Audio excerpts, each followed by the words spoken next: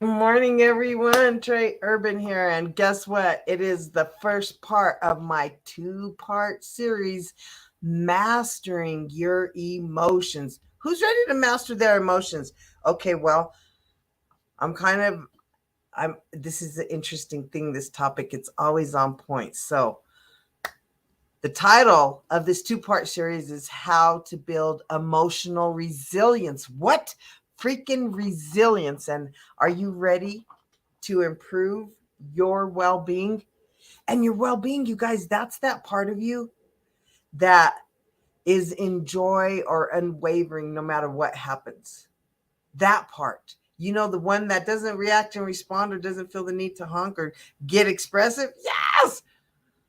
And let me tell you, it's possible. It is possible. So in this first part, we're going to start just learning, how to understand your emotions based on my perception, of course. and and then we're going to talk about some strategies to identifying when these little disturbances are starting to bubble up. Okay? Because until you can start recognizing when it's starting, then more than likely you're going to react and respond when it's full blown, when it's already bubbled over, right? So, I'm excited to get started on this topic. You guys, my name is Trey Urban. I am known as the Energy Master. Why? Because after healing myself from paralysis, I was paralyzed, you guys, told I would never walk again. I've mastered the art of healing not only my physical body, but in the journey, I discovered that all disease, even my paralysis, came from my thoughts and emotions. I promise you. I promise you. So I have mastered the art of transforming energy from learning the hard, tough lessons. Yes. How many of you guys out there been paralyzed and now can walk again? I'm just saying it was a lot. So today is Transformational Tuesday. We're going to get started on this topic because, again, first part of a two-part series. I'll be back on Thursday talking about how to build emotional resilience, right? Because we want to be able to bounce back just like that yo-yo. You may drop it, but guess what? I'm going to bounce right back up, right? Improve your well-being because that's the part that is unwavering. So let me tell you, first we're going to start understanding your emotions. In my perception, your emotional body has, from the second you've been born, registered and logged every single moment of impact that you've ever had. And not only did it log anytime you've ever gotten really sad or really mad or scared or whatever it is, right? Any of all of the emotions. Guess what it also registered? It registered all five of your senses. It registered what you were thinking, what you were feeling, what you were smelling, what you may have been tasting. Yes, all of the five senses. It was, and it goes bink. Now it's there. So what happens as an adult, because this is stuck on a cellular level, and most of this is what I call unprocessed emotions. Why? Because you never told anybody that you got embarrassed, or when your parents told you to shut up, who are you gonna go, that didn't make me feel good, or whatever the things, right? So we don't say. So then these unprocessed emotions stay stuck on a cellular level, and these are the roots that continue to come up and trigger reactive or responsive emotions. Or people always used to tell me I was volatile. How many of you guys ever been told you were explosive, you were too loud, you were volatile? That, you know, yes. Okay. So this comes from not processing your emotions, and that comes from swallowing it, swallowing it, swallowing it until it's like your pop can is so shook up that it just explodes. And then, so by then, we usually don't communicate in the way that we would like to, right? I have a sharp tongue and I'm a quick thinker. So trust me when I say stuff can happen like that, right? So it's important to start recognizing when you start to feel something. And I guarantee you, you're going to feel it on a physical level. You're going to either feel right here in your abdomen, you know, Or down here, you're going to feel yourself like holding your breath. You're going to feel yourself shrink in a little fetal position, maybe. Your body might start looking down. Things are actually happening. So I'm promising you, your body has just heard something, smelled something, saw something, tasted something,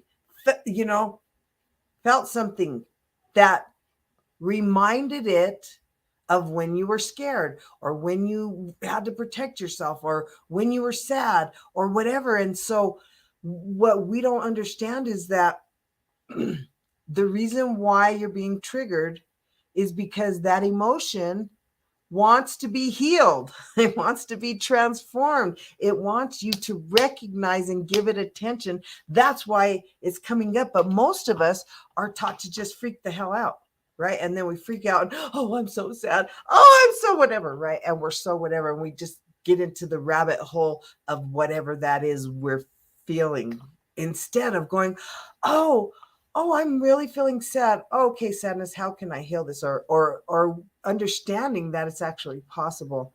So these are some of the things that I do to identify when the emotions are starting to come up, because first you have to identify it. So pay attention to your physical body. Are you breathing? Are you feeling tightness in your, are you feeling like a lot of people physically will actually start sneezing or clearing their throat or coughing. I promise you there's some signs. So then the next thing, it's so important, is to then recognize that you're feeling some kind of way.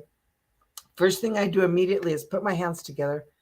But then you have to have a strategy. You have to have an exit strategy or a, can you please give me a second so I could go to the bathroom? Because what happens is you stay planted and stuck in the energy, you're going to stay stuck in that energy. So if you want to shift it, you have to actually physically move. Physically get up and move. It's so helpful.